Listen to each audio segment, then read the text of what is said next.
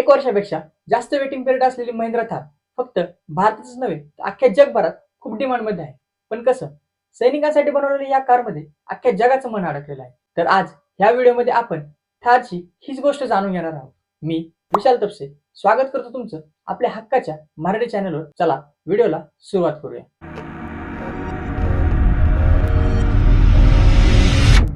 1939 पासून 1945 पर्यंत या काळामध्ये जगात दुसरं महायुद्ध लढण्यात आलं आणि इथूनच थार अस्तित्वात आली.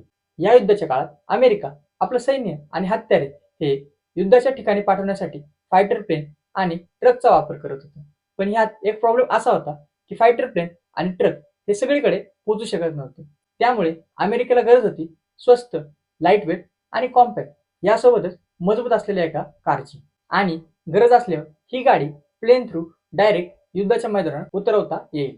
आपल्या याच गरजेला पूर्ण करण्यासाठी अमेरिकन सैन्य देशातील 135 ऑटोमोबाईल कंपनीजला एक मजबूत 4 व्हील ड्राईव्ह कारचं प्रोटोटाईप बनवायला सांगतं आणि यासाठी अमेरिकन सैन्य त्यांना फक्त 49 दिवसाचा वेळ देतं. यामुळेच 135 कंपन्यांमधल्या फक्त 2 कंपन्या म्हणजेच बँटम आणि विलीज ओव्हरलँड ह्याच फक्त अमेरिकन सैन्याच्या ह्या रिक्वेस्टला रिस्पॉन्स देतात. विलीजचं प्रोटोटाईप ऑलमोस्ट रेडी असतं आणि ते कम्प्लीट करण्यासाठी ते अमेरिकन सैन्याकडे काही वेळ मागतात. पण अमेरिकन सैन्य त्यांना एक्स्ट्रा टाइम देण्यासाठी नकार देतं. दुसरीकडे बँटम कंपनी 49 दिवसाच्या आत हे प्रोटोटाईप बनवण्यास सक्सेस होतं आणि अमेरिकन सैन्याला त्यांचं प्रोटोटाईप पण आवडतं. पण त्यावेळी बँटम ही खूप छोटी कंपनी होती आणि त्यांची प्रोडक्शन कॅपॅसिटी इतकी कमी होती की ती वेळेमध्ये अमेरिकन सैन्याची डिमांड पूर्ण करू शकत नव्हती. त्यामुळे हे प्रोटोटाईप अमेरिकन सैन्य फोर्ड आणि विलीज कंपनीला देतं आणि त्यांना सांगतं की तुमच्या हिशोबाने ह्यात तुम्ही चेंज करून तुमचं डिझाईन प्रेझेंट करा. यानंतर या दोन्ही कंपन्या त्यांचं डिझाईन हे अमेरिकन सैन्यापुढे प्रेझेंट करतात. त्या दोन्ही डिझाईनला बारकाईने बघितल्यानंतर विलीज कंपनीचं डिझाईन हे स्टँडर्ड डिझाईन मानलं जातं आणि ह्या प्रोजेक्टसाठी विलीज कंपनीचं डिझाईन हे फायनल ठरतं. त्यामुळे विलीज कंपनीला ह्या प्रोजेक्टचे सर्व लिगल राईट्स देण्यात येतात. विलीज कंपनीने जीप या नावाला ट्रेडमार्क करून आपल्या या गाडीला विलीज जीप हे नाव दिले आणि इथूनच फेमस जीप कारची सुरुवात झाली आणि पुढे चालून पूर्ण जगात या गाडीने खूप नाव कमवलं. ही गाडी कोणत्याही रस्त्यावर चालण्यास सक्षम होती आणि छोटे मोठे धमाके आणि बंदुकीच्या गोळ्या सहन करण्यास पण सक्षम होती. आपल्या ह्याच गुणांमुळे ही गाडी वर्ल्ड वॉर मध्ये खूप मोठा हिस्सा बनली. तुम्हाला ही गोष्ट ऐकून खूप आश्चर्य वाटेल की दुसऱ्या वर्ल्ड वॉर साठी जवळपास 6 लाख जीप बनवल्या होत्या आणि जोपर्यंत वर्ल्ड वॉर चालू होता तोपर्यंत ही गाडी खूप डिमांड मध्ये होती. पण 1945 मध्ये वर्ल्ड वॉर संपला आणि या गाडीची डिमांड पण संपली. अमेरिकेच्या सैनिकांनी पण ही गाडी आता विकत घेणं बंद केलं. त्यामुळे कंपनीने सर्वसामान्य लोकांमध्ये ही गाडी विकण्यास सुरुवात केली. पण जे सक्सेस त्यांना वर्ल्ड वॉर चालू असताना भेटलं होतं ते आता भेटत नव्हतं. याचं कारण असं होतं की ही गाडी युद्धात वापरल्यामुळे या गाडीची इमेज लोकांमध्ये सोल्जर कार म्हणून झाली होती. त्यामुळे लोक या गाडीला डे टू डे कारच्या रूपात ऍक्सेप्ट करत नव्हते. तरी पण पुढील काही वर्ष कंपनी कस तरी थोडाफार सेल करून आपलं सर्व्हाइव्ह करत होती.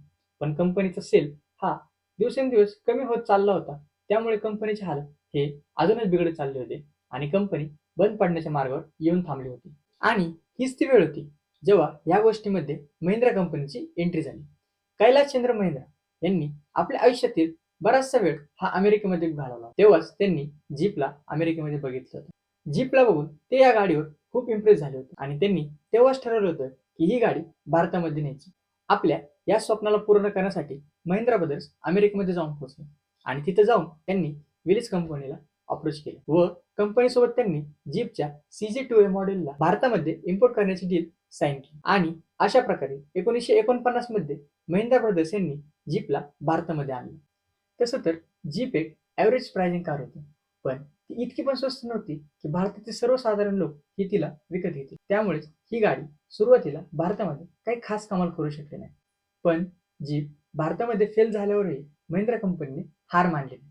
त्यांनी 1960च्या सुरुवातीलाच विलीज कंपनीसोबत अजून एक डील साईन केली ज्यामध्ये जीपचं CG3A हे मॉडेल भारतामध्ये बनवण्याचं लायसन्स घेतलं. यामुळे जीपचं मॅन्युफॅक्चरिंग हे भारतात सुरू झाल्यामुळं त्याची प्राइस ही खूप कमी झाली आणि मॅन्युफॅक्चरिंग सोबतच महिंद्रा कंपनीने या गाडीमध्ये खूप सारे चेंजेस केले. या गाडीच्या लेफ्ट हँड ड्राईव्हला चेंज करून भारतीय मार्केटच्या हिशोबाने राईट हँड ड्राईव्ह करण्यात आलं. यासोबतच ही गाडी फक्त पेट्रोल व्हेरियंटमध्ये येत होती. महिंद्राने भारतीय मार्केटमध्ये या गाडीचं डिझेल व्हेरियंट पण लॉन्च केलं अशा प्रकारे या गाडीमध्ये खूप सारे छोटे मोठे बदल केले, त्यामुळे ही गाडी भारतामध्ये सक्सेस झाली. आणि बघता बघता काही वर्षातच जीपने भारतीय बाजारातील जवळपास 25% शेअर ॲक्वायर केले आणि यानंतर महिंद्रा कंपनीने पुढची 40 वर्ष नवीन नवीन जीपचे व्हेरियंट लॉन्च केले आणि प्रत्येक व्हेरियंट हे भारतीय बाजारात सुपरहिट झाले. पण 40 वर्षाचं हे सक्सेस 90s मध्ये येता येता कमी झालं होतं, कारण 2000 मध्ये महिंद्राने बोलेरो आणि स्कॉर्पिओ सारख्या कार्स लॉन्च केल्या, ज्यासमोर जीप लोकांना आउटडेटेड कार वाटू लागली. एक ऑफरोड कारच्या रूपात लोकांना जीपपेक्षा आता स्कॉर्पिओ आणि बोलेरो सारख्या मोठ्या आणि लक्झरीज एसयूव्हीज आवडू लागल्या होत्या. त्यामुळे जीपनी जी जादू 70s आणि 80s मध्ये केली होती ती 90s येईपर्यंत संपूर्णपणे संपली होती. भारतीय सैन्य जो जीपचा एक लॉयल कस्टमर होता, तो पण आता मारुती जीप्स विकत घेत होता. जीपचं अशा प्रकारे फेल होणं महिंद्रासाठी खूप मोठा धक्का होता. त्यांना गरज होती अशा एका ऑफरोड कारची की जी जीपला पूर्णपणे रिप्लेस करेल. आणि 2 ऑक्टोबर 2010 मध्ये महिंद्राने थारचं फर्स्ट जनरेशन लॉन्च केलं. ही गाडी स्कॉर्पिओ आणि CJ5 सारख्या एसयूव्ही गाड्यांचं कॉम्बिनेशन होतं, त्यामुळे या गाडीने लोकांचं अट्रॅक्शन आपल्याकडे ओढून घेतलं. पण कंपनीच्या एक्सपेक्टेशननुसार या गाडीला हवं तेवढं सक्सेस भेटलं नाही. त्यामुळे 2020 मध्ये महिंद्रा कंपनीने थारचं फर्स्ट जनरेशनला कायमसाठी बंद केलं आणि या गाडीमध्ये खूप सारे चेंजेस करून त्यांनी 2020 मध्ये थारचं सेकंड जनरेशन लॉन्च केलं. थारचं सेकंड जनरेशन फर्स्ट जनरेशनपेक्षा खूप जास्त अट्रॅक्टिव्ह होतं आणि स्ट्रॉंगही होतं. त्यामुळे या गाडीची जादू लोकांमध्ये चालायला सुरुवात झाली आणि ही जादू अशा प्रकारे चालली की ही भारतातील सगळ्यात बेस्ट सेलिंग कार बनली. आणि आजचं जर बघायला गेलं तर थारचं वेटिंग पिरियड हा जवळजवळ 1 वर्षापेक्षाही जास्त आहे आणि थारचा सेल हा दिवसेंदिवस आभाळाला टेकत आहे. व्हिडिओ आवडला असेल तर लाईक करा आणि अशाच इन्फोटेनमेंट व्हिडिओसाठी आपल्या मराठी चॅनलला सबस्क्राईब करा. धन्यवाद.